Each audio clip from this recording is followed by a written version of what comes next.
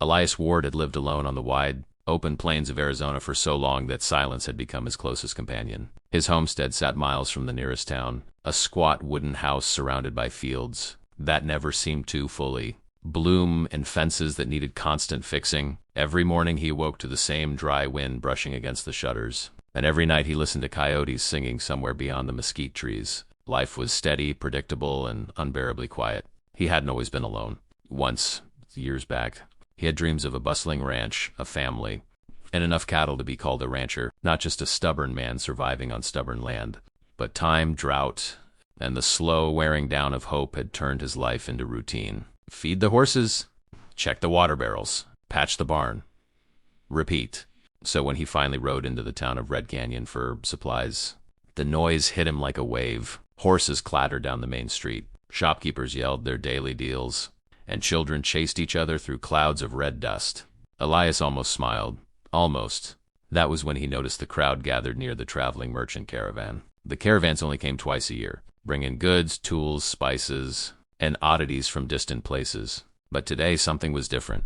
There was a strange tension in the air, curiosity mixed with unease. At the edge of a wagon, sitting on a wooden crate with her back straight and her dark hair braided neatly, was a young Apache woman. She wasn't tied or restrained. She sat with quiet dignity, her gaze steady and unreadable.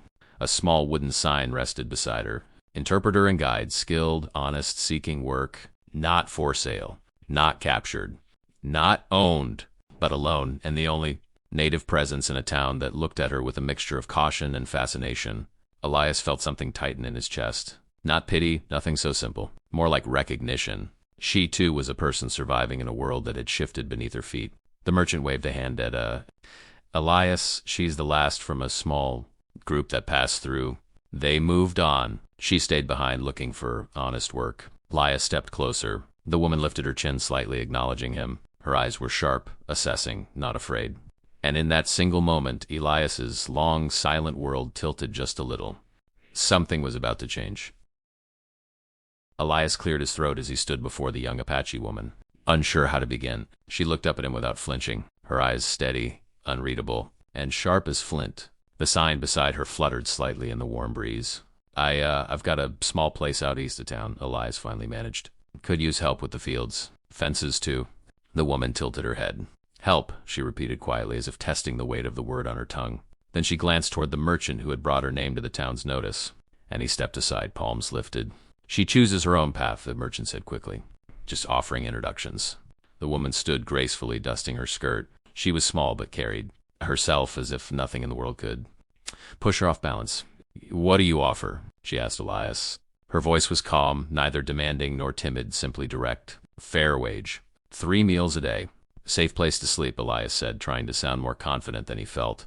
She studied him for a long moment, eyes narrowing slightly, reading him the way some people read tracks in the dirt. After what felt like minutes, she nodded once. I'd choose to come, she said. My name's Donzi. The ride back to the homestead was quiet but not uncomfortable. Tansy sat straight in the saddle, scanning the land as if memorizing every ridge and shadow. Elias noticed how her gaze worked like a scout's alert. Controlled, thoughtful. When they arrived, she dismounted and walked the perimeter of the property without a word, observing everything, the sagging fence, the half-dug irrigation trench, the wilting crops. Most people would have shaken their head at the work needed. She simply absorbed it. You work alone? She asked, returning to him. 4 years now, Elias replied. Feels like fighting the land with bare hands. She crouched near the trench, scooped up a handful of dry soil, and let it run through her fingers. You water at the wrong hour. The sun steals half of it. She stood and pointed toward the eastern hills. There's a natural dip there. You can redirect flow. Elias blinked. You figured all that out in 5 minutes? Tansy shrugged lightly. The land speaks aloud if you listen. By evening, she had repaired a fence section, reorganized the tool shed, and given Elias's 3 suggestions that would save him weeks of labor. For the first time in years, the homestead felt different. Not alive yet, but waking. And Elias realized he had not hired a helper. He had gained a partner in survival. The storm rolled in without warning. One moment the sky was open and shimmering with the fading gold of evening. The next, heavy clouds stampeded across the horizon like wild horses. Elias had seen enough storms to know this one meant trouble, not just rain. But a night where shadows moved strangely and strangers moved more boldly. Tansy stepped out onto the porch, watching the horizon with narrowed eyes. Lightning flickered in the distance, illuminating the plains in sharp flashes. "Storm from the south," she murmured. "Wind will push hard. Keep the animals close." They had barely begun securing the barn doors when Tansy froze, her head turning slightly, listening. Elias heard nothing but the whistle of wind through the dry grass. "What is it?" he whispered. Tansy's voice was low, steady. "Hoof beats, but wrong rhythm. Not wild, not yours." She tapped the cold metal of a lantern hook. "Men." Before Elias could argue, lightning cracked across the sky, revealing 3 figures creeping near the corral, dark silhouettes sliding between, shadows too deliberate to be travelers seeking shelter. Cattle thieves. They had been plaguing nearby farms for months, stealing livestock in the chaos of storms, escaping under cover of darkness. Elias felt a jolt of fear. Losing his herd would ruin him. "I'll get the rifle," he began. "No." Tansy caught his arm. "They want you angry, loud, unthinking." She crouched low and pointed to a faint, barely visible trail leading behind the barn. "We circle. They see only the front. We take their angle away." Elias hesitated.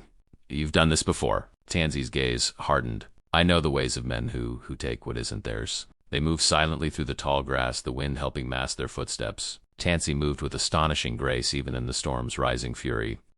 Elias did his best to follow her lead, keeping low, gripping his rifle without letting it rattle. When they approached the back of the barn, the thieves were close enough to hear their muttered plans. "Cut the rope, fast," one whispered. "Storm will drown the noise."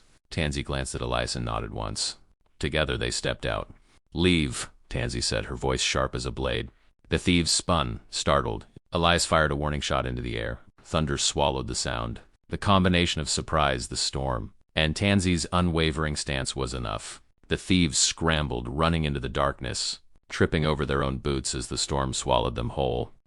Months passed, and the Arizona homestead transformed in ways Elias could never have imagined. The fields that once refused to grow now breathed with life. The irrigation trench, Tansy designed, carried just enough water to keep the crop steady, even through the scorching days. The fences stood firm, reinforced with her careful craftsmanship. What had once been a lonely stretch of land now held the shape of 2 people's effort. Balanced, sturdy, alive. Every morning, Elias woke not to silence but to the faint crackle of a fire Tansy had started, or the sound of her humming softly while she checked the horses. She moved through the property like someone who had always belonged to open sky and wide land, but she also moved like someone rebuilding something inside herself, just as Elias had been doing, though he hadn't realized it at first. They shared work without needing many words. When Elias lifted something heavy, Tansy steadied it. When she climbed onto the roof to fix a leak, he braced the ladder. When one of the horses fell ill, they stayed up all night caring for it, taking turns with cool clods and whispered reassurance. By dawn, the horse was standing again, and they realized they had spent the entire night side by side, without even noticing the time pass. One quiet evening, as the sun dipped behind the jagged orange cliffs, Elias and Tansy sat near the fire pit outside the house. Sparks drifted upward, dancing in the dusk. The world felt peaceful in a way Elias hadn't felt in years, maybe ever. Elias's voice was gentle. "You've made this place more than a farm, more than just land. You've brought life back to it." He hesitated, running his thumb over the edge of his cup. "And to me," Tansy didn't look surprised. She watched the fire instead, her expression thoughtful. "I have learned many things here," she said. "Your tools, your crops, your stubborn way of fixing things even when they break twice." Small smile tugged at her lips. "But I also learned that stillness can be a home, and that some bonds grow like roots, slow but strong." Elias swallowed. "Will you stay?" "Not as a worker, not because you must, but because this place feels wrong without you." For a long moment she didn't speak. Then she turned toward him, eyes reflecting the firelight. "I stay because I choose to," she said softly. "Not as the last of anything, but as myself." The wind shifted, warm and gentle, and in that moment the homestead was no longer a lone man's refuge, but the beginning of a shared life built with quiet strength and chosen together.